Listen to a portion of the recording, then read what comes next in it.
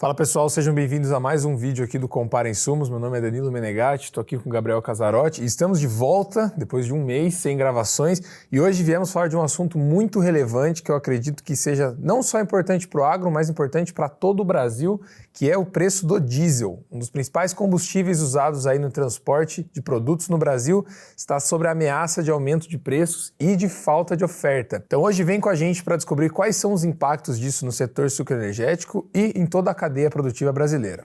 Sobe a vinheta.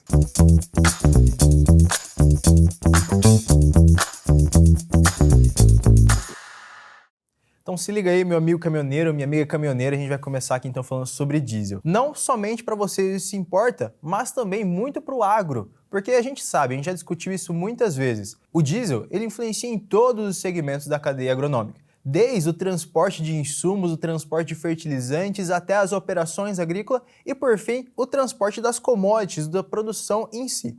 Então a gente vai falar um pouquinho do combustível e todo esse rebuliço que está tendo no mercado atualmente. Para a gente, primeiramente, contextualizar um pouco de todo esse cenário sobre o diesel, é bom a gente voltar um pouco para trás. Vamos voltar lá para o governo Temer. Quando o ex-presidente Temer assumiu o governo do Brasil, ele instituiu o PPI, ou seja, a paridade de preços internacional entre combustíveis. Quando a gente discute sobre isso, a gente pensa no quê?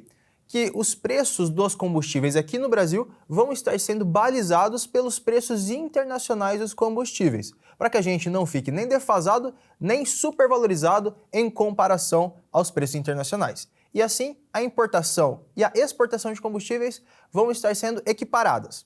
É por isso, meus amigos, que quando a gente teve algumas crises internacionais no fornecimento de combustíveis, principalmente no começo da guerra entre Rússia e Ucrânia, que a gente sentiu isso aqui no Brasil. A nossa paridade de preços está diretamente ligada com o que vai acontecer no exterior. Então, se falta diesel lá, falta diesel aqui e os nossos preços aqui também aumentam. Bom, Danilo, então vamos continuar nossa linha histórica. Então passamos pelo governo Temer, depois chegamos na crise da Rússia com a Ucrânia e também temos um ponto muito importante nesse mesmo período da guerra, que foi a pandemia de Covid-19.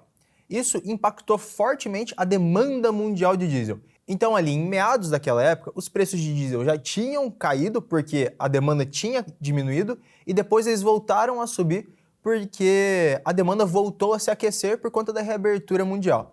No entanto, quando temos a crise na Rússia e na Ucrânia, os preços sobem mais ainda, porque aí temos uma crise de fornecimento de diesel. Depois disso, quando os preços já estão muito acima por conta desses dois fatores que a gente citou, ali em meados de outubro de 2022, o então presidente Bolsonaro, ele decide cortar os impostos federais sobre os preços de diesel, tanto para controlar esse aumento desenfreado dos preços internacionais, mas também como uma medida populista, visto que a gente estava num período de eleições. Importante a gente citar, pessoal, é importante a gente fazer um parêntese. Nesse momento, a gente não quebra o PPI, como a gente vinha citando.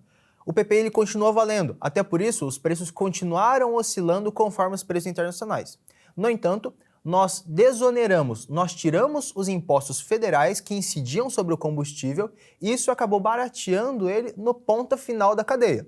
Aí, Gabriel, eu acho legal a gente comentar que existe uma diferença entre o preço do diesel na refinaria e o preço do diesel que a gente paga na bomba, né? Então, nesse meio do caminho, vão sendo acrescidos aí diversas parcelas que eu acho bom a gente explicitar. Então, como vocês conseguem ver aqui nessa imagem que a produção vai colocar na tela, a gente tem diversos fatores compondo o preço do diesel. Então, primeiramente, a gente tem a parcela da Petrobras, que é onde não dá para mexer, né? Então, o preço base seria o preço que a Petrobras está cobrando ali pela venda do combustível.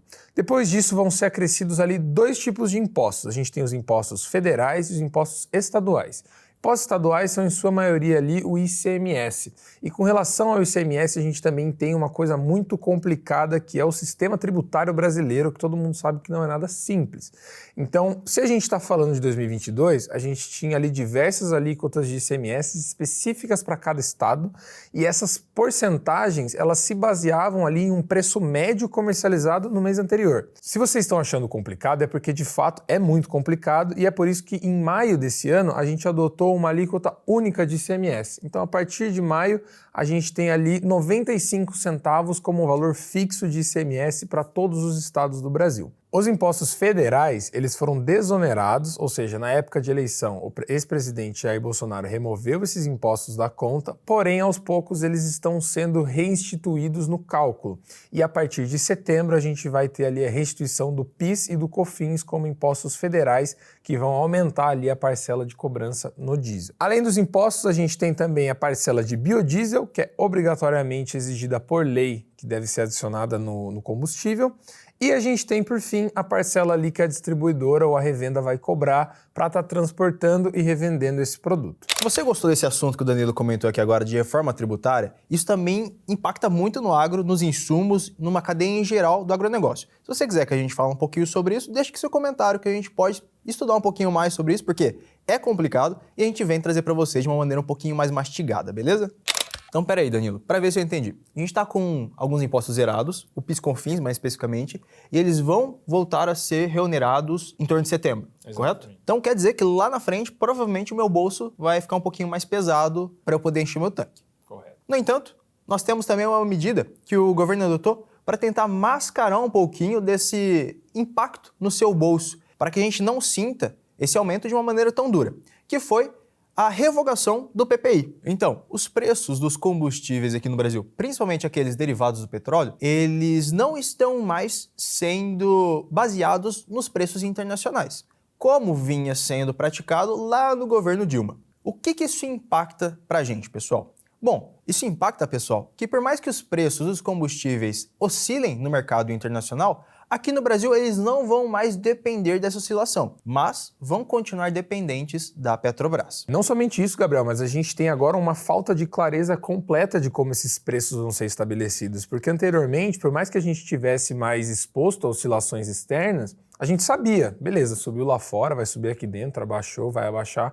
Agora existe uma grande falta de clareza, porque isso depende muito de uma canetada, não ficou claro quando vão ser feitos esses reajustes, e o que acontece com isso? A gente tem um descolamento do preço externo, do preço internacional, com o preço que está sendo comercializado aqui.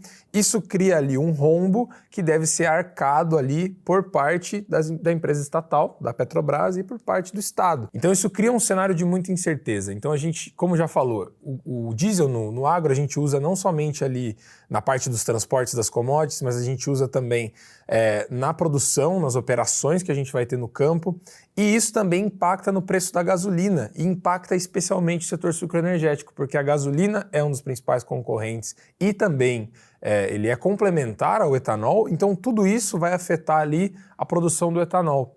E essa falta de certeza, falta de clareza é muito prejudicial para quem está atuando no setor. E isso, Danilo, deixa pra gente uma dor de barriga, principalmente no produtor agrícola e mais especificamente naquele ligado ao setor energético, como você disse.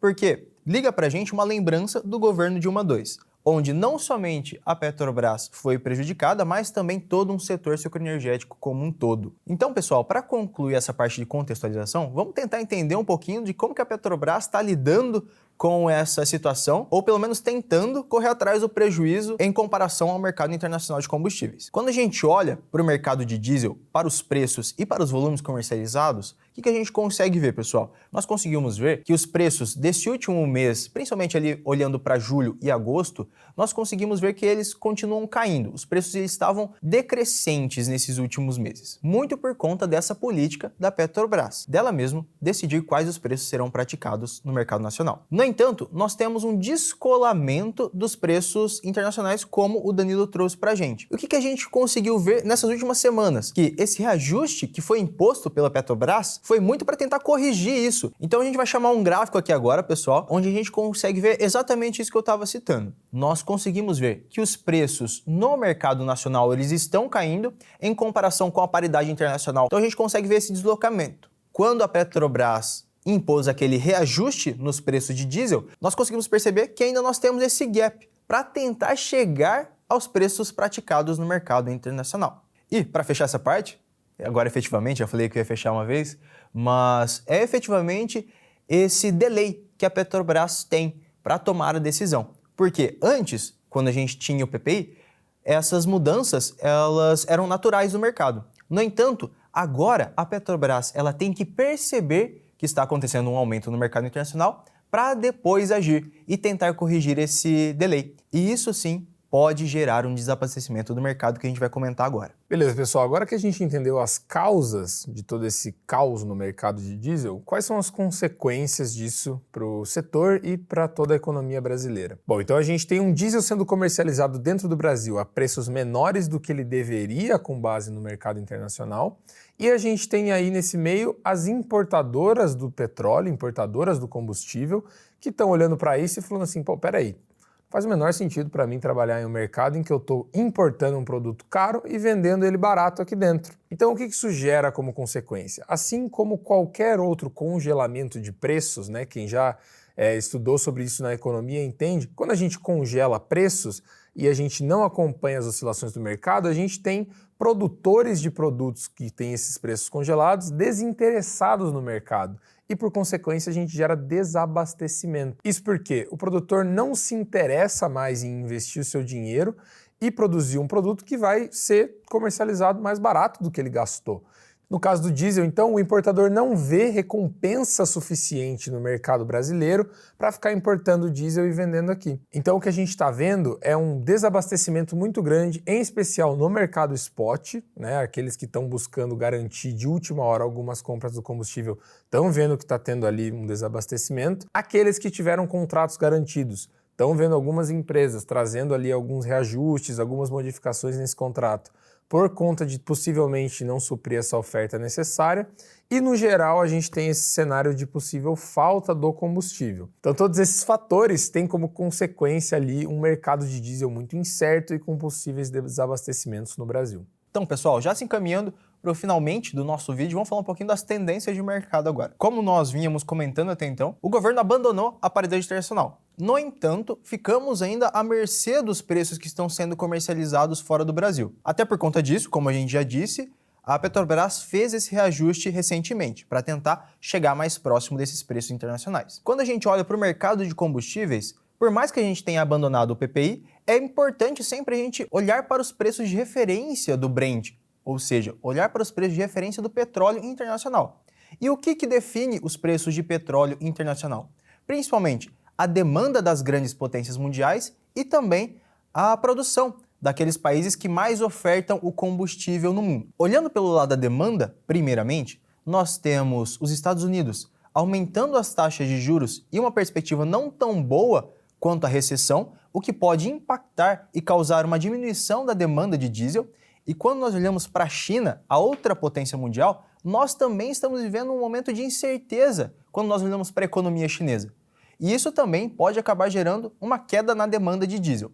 Quando nós temos uma baixa demanda, nós temos também uma diminuição nos preços do Brent, que é a referência para o preço de petróleo internacional. Bom, então recapitulando, quando a gente olha pela demanda, nós temos uma tendência de queda, talvez no mercado internacional, o que pode, lá no fim da cadeia, provocar uma diminuição nos preços de petróleo.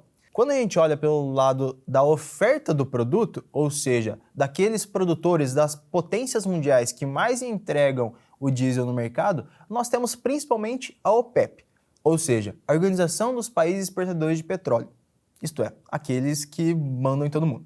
Nesse sentido, nós temos que as reuniões da OPEP estão indicando dia após dia um acompanhamento cada vez mais próximo da demanda, Danilo. Então, se a demanda está caindo, a OPEP provavelmente deve também diminuir a produção de petróleo para tentar equalizar o jogo. Além disso, nós temos também uma outra nuance agora quando a gente olha para o mercado internacional, que é o BRICS, né, Danilo? Exatamente, Gabriel. Essa é a novidade aí que a gente viu nas últimas semanas, foi o anúncio de novos países fazendo parte aí do bloco econômico que o Brasil faz parte, das economias emergentes. E o interessante dessa parceria é observar que o BRICS tinha uma parcela significativa ali da produção de petróleo mundial, principalmente dominada pela Rússia, mas agora a gente tem a entrada de dois países chaves, que são o Irã e os Emirados Árabes Unidos, que são dois dos principais produtores e exportadores de petróleo do mundo. E o que isso significa?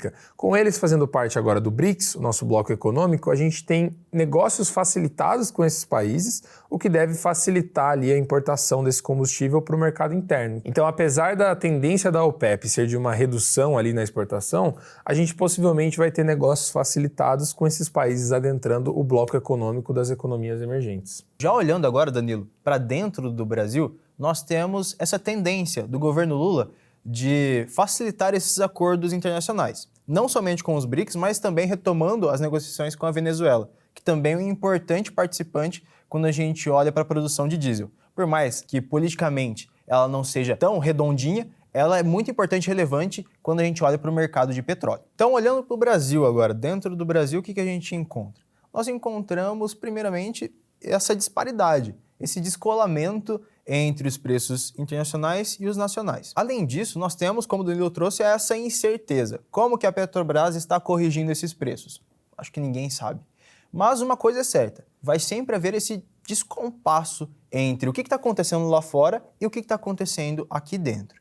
Se os preços lá fora caírem ou subirem, nós não sabemos. Mas a única certeza que nós temos nessa vida, uma é a morte, a outra é que a Petrobras vai tentar corrigir esses preços, no entanto, com um gap, com esse delay ali de tempo. E é aí que a gente tem que aproveitar as oportunidades que o mercado nos dá. Se os preços internacionais estão subindo, provavelmente a Petrobras vai reajustar esses preços. Então nós devemos aproveitar esse espaço de tempo para tentar garantir o produto, antes que os preços subam ou faltem. Se os preços internacionais estão caindo, também teremos esse delay. No entanto, se for possível, talvez compense nós esperarmos um pouco, para que quando os preços caírem e a Petrobras reajustar eles internamente, nós consigamos comprá-los num preço um pouco mais barato. Então, pessoal, agora trazendo para o nosso fechamento, mais especificamente sobre o setor sucroenergético, a gente tem o etanol como uma das principais vítimas de toda essa bagunça aí que a gente tem no governo atual. Porém, a gente tem uma esperança, porque este governo também ele se propõe a ser um governo um pouco mais verde e que investe mais em energias sustentáveis e renováveis. E o etanol